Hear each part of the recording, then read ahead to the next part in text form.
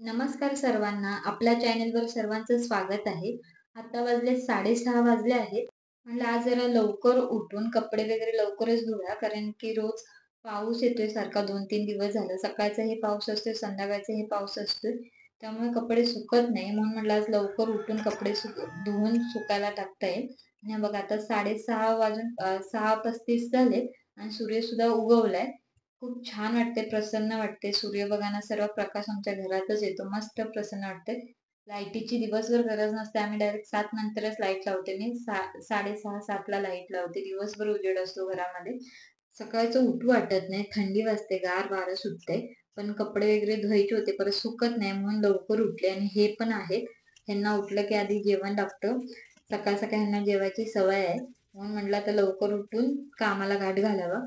म्हटलं आधी गरम पाणी पिते, कारण गरम पाणी पिल्यावर जरा तरतरी येते, थंडी कमी होते वाजायची आणि फ्रेश वाटतं. म्हणून गरम पाणी पिऊन घेतलं आणि बाथरूममध्ये जे नळ आहेत ते सर्व घासून घेतले.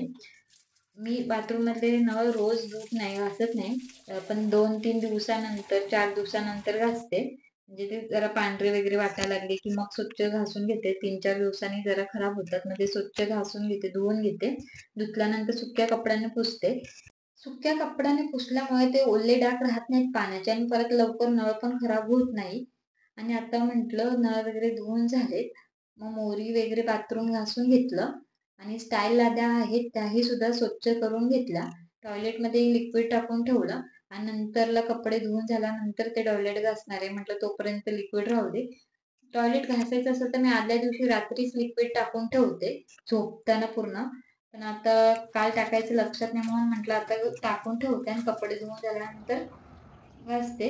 आणि कपडे धुवून झाले, पिळायच्या टायमाला नेमकं टाकीतलं पाणी संपलं, म्हणून मग परत आता खालचा कॉक चालू करायला चालले. मोटर चालू केले. पाठीमागचा कॉक चालू करावा लागतो वरती पाणी चढवायला. आणि समोरचा जो कॉक आहे, हा कॉक चालू केला आणि समोरचा जो कॉक आहे ना तो बंद करावा लागतो, त्याशिवाय वर पाणी चढत नाही.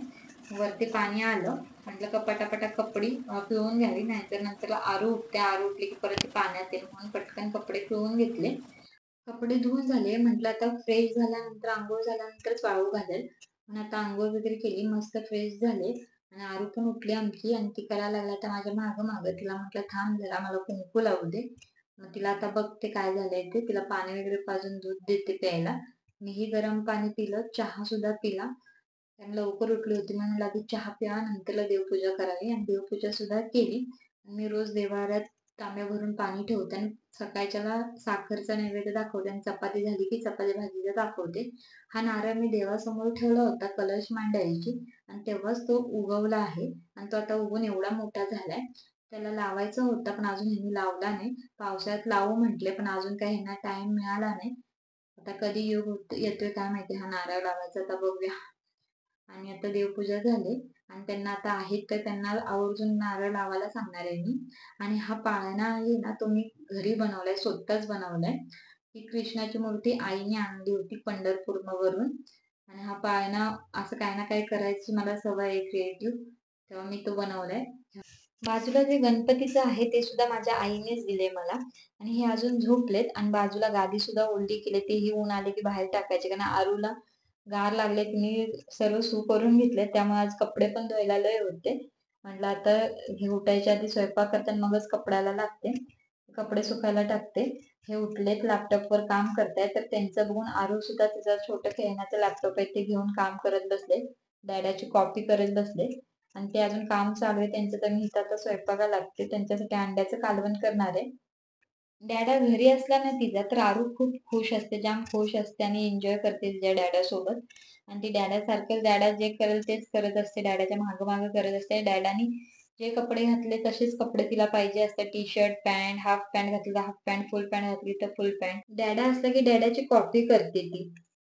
मी अंड्याचं फोडून कालवण करणार आहे. मग थोडं तेल टाकून त्यामध्ये 2-3 अंडी फोडली अशी वरनं आणि नंतरला ती लालसर आता भाजून घेणार आहे. ही कोथिंबीर बघा, मी तुम्हाला आधी पण सांगितलं असेल शॉर्टमध्ये. एका ग्लासात पाणी घेऊन त्यात 1 चमचा मीठ टाकून कोथिंबीर हाय अशीच ठेवली ना, तर 2-3 दिवस हाय अशीच राहते, काही होत नाही त्याला. आपल्याला पाहिजे तेव्हा आपण नीट करून घ्यायची. हे बघा, अंडी फोडल्यानंतर असं सारखं हलवत राहिलं नाही, असं बुर्जीसारखं होतं आणि लालसर आता भाजून झाले. आता ते एका साईडला काढून घेते आणि कांदा सुद्धा लालसर असा भाजून घेते. कांदा सुद्धा आता माझा लालसर भाजलाय. त्यामध्ये थोड्या तेलात मी चटणी टाकते. चटणी तेलात टाकल्यामुळे ना असं छानशी तरी येते वरती. कालवणावर लाल असा थर जमा होतो, ते छान वाटतं. आणि तर चटणी भाजून झाली, त्यामध्ये मी जी बुर्जी पण टाकली आणि थोडं पाणी टाकलं. पाणी टाकल्यानंतर ज्वारीचं पीठ किंवा बाजरीचं पीठ जे असेल ते पीठ टाकायचं. त्यामुळे ते पातळ कालवण राहत नाही, जरा घटसर असं होतं. आणि आता बघा, हे आधी खूप पातळ वाटत होतं आणि आता हे जरा घट्ट घट्ट झालं. ते पीठ टाकल्यामुळे ते कालवण आटले असं छान घट्ट होतं. कालवण ही झालं अंड्याचं आणि आता मी भाकरी करते. ही भाकरी बाजरीची भाकरी आहे आणि ही बाजरी आमची घरचीच बाजरी आहे, जी आम्ही उन्हाळ्याला लावली होती. गावी आपण जे रानामध्ये धान्य करतो, झाडं असतात भाज्यांची, फळांची, त्या धान्याला गावच्या रानातल्या भाज्यांना, फळांना काही तोडच नाही. घरचं ते घरचंच.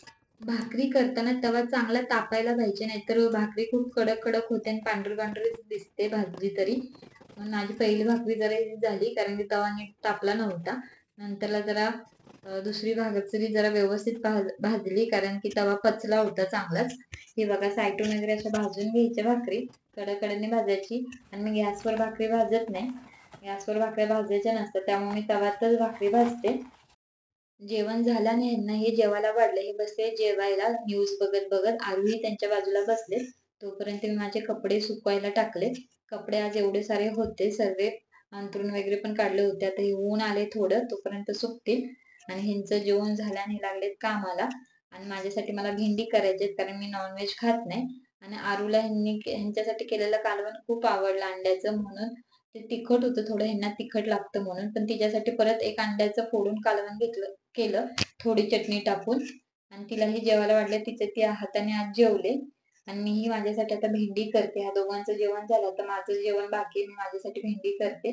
म्हणजे आता रोज कापून म्हणजे कट करून भेंडी केले, तेच खाऊन कंटाळा आला. म्हणलं आज भरलेली भेंडी करावी, म्हणून भेंडी कट करून त्याच्यामध्ये कूट, हळद, मीठ आणि चटणी टाकले आणि कूट जरा जाडसरच ठेवलाय.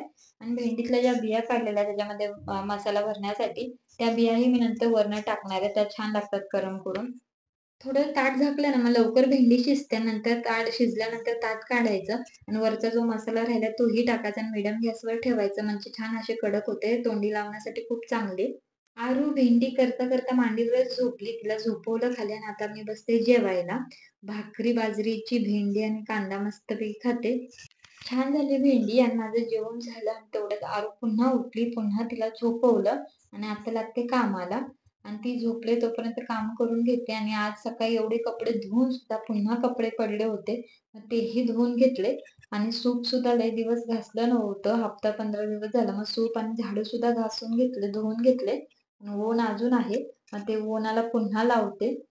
तोपर्यंत आमची आरू पण उठली. मग आता तिला लावून दिले टीव्ही. ती टीव्ही बघत बसले, तोपर्यंत लादी पुसून घेते. आता सर्व कामं झालेत. मस्तपैकी तोंड हात पाय धुतले, फ्रेश झाली. आणि आता म्हटलं चहा पहिला पिऊन घेऊया, म्हणून चहाला ठेवलं. चहात मस्तपैकी आलं टाकलं. चहा शिजते तोपर्यंत मस्तपैकी गरम गरम पाणी पिऊन घेते. मस्तपैकी चहाचा आनंद घेऊन झाला आहे. आता टाइम झाला आरूला चारायचा. आता तिला चारते. ती म्हटली मी आजचं काही खाली जाणार नाही, मला टीव्ही बघत बघत इथंच खायचंय. मग तिला टीव्ही लावून दिली आणि ती टीव्ही बघत तिने तिचा भात सुद्धा फिनिश केला. आणि आता आम्ही चाललोय खाली.